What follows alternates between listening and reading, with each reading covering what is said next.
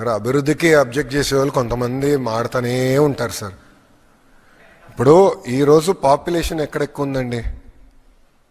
As of today విజయవాడలో ఉంది.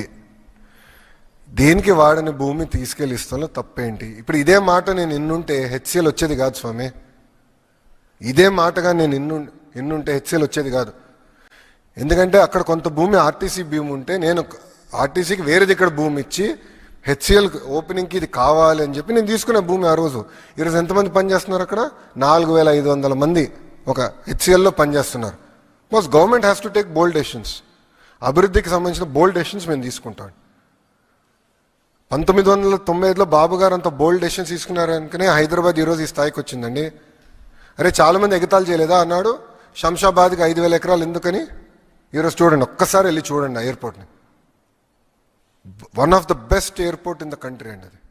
Today also I'm very proud. బెంగళూరుతో పోల్చిన, చెన్నై వదిలేసేయండి దారుణంగా ఉంటుంది, బట్ బెంగళూరుతో పోల్చిన, ఇతర ఎయిర్పోర్ట్తో పోల్చిన Hyderabad is one of the best airport. ఇంకొక 100 సంవత్సరాలు వాళ్ళకి కావాల్సిన ఎక్స్పాన్షన్ మొత్తం అక్కడే చేసుకోవచ్చు. ఈరోజు బెంగళూరు ఏంటి, ఎయిర్పోర్ట్ ఫుల్ అయిపోయింది, వేరే ఎయిర్పోర్ట్ కట్టుకోవాలంటున్నారు. రెండు ఒకేసారి మొదలైన కదా పనులు. That is vision. ఒక విజన్ ఉన్న నాయకుడు ఏంటంటే రాబోయే 100 సంవత్సరాలకి అవసరం ఏంటని ఆలోచించి చేస్తారు. దానివల్లే కదా ఈరోజు ఔటర్ రింగ్ రోడ్ ఎవరు డిజైన్ చేశారు? అప్పుడు చంద్రబాబు నాయుడు గారు కదా. మెట్రో ఎవరు డిజైన్ చేశారు? చంద్రబాబు నాయుడు గారు కదా అన్నాడు.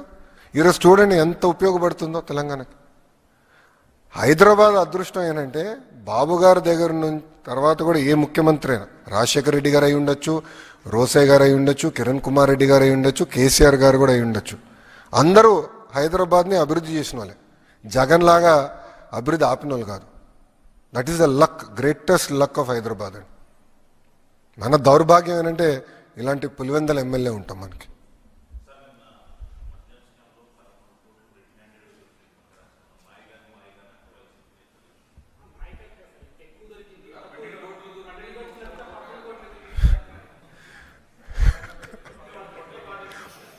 సరే, ఏ పెట్టిలు ఎంత పడుతుందో మాకేం తెలుసు స్వామి, అది మీరు జగన్మోహన్ రెడ్డి గారిని అడగండి, నీట్గా లెక్కలు ఇస్తారు.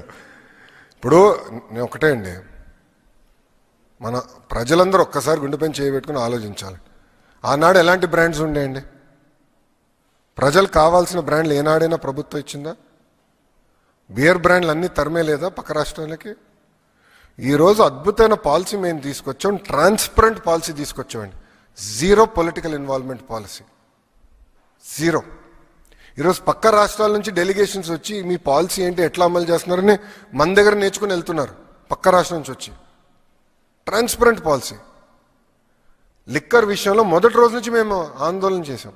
మేము చెప్పాం, కల్తీ మద్యం అమ్మి ముందల బాబుల్ని చంపేస్తున్నారు, దీనివల్ల ప్రజలు తీవ్రంగా ఇబ్బంది పడుతున్నారు, లివర్ సిరోసిస్ పెరుగుతుంది, లివర్ ఫెయిల్యూర్స్ అవుతున్నాయి, ఎక్కువ మంది చనిపోతున్నారని పదే చెప్పాం. రెండోది బ్రాండ్ కిల్లింగ్ చేస్తున్నారు అని మేము చెప్పాం. ఇప్పుడు జెనసిస్ ఏంటి కేసు మొత్తం brand killing. There is a very well laid out protocol. ఒక బ్రాండ్ని ఇంట్రడ్యూస్ చేయాలన్నా, ఒక బ్రాండ్ని తీసేయాలన్నా ఎక్సైజ్ పాలసీలో చాలా క్లియర్ ప్రోటోకాల్ ఉన్నాయి. అన్ని వయోలేట్ చేసి ఏకపక్షంగా చేశారు. డబ్బులు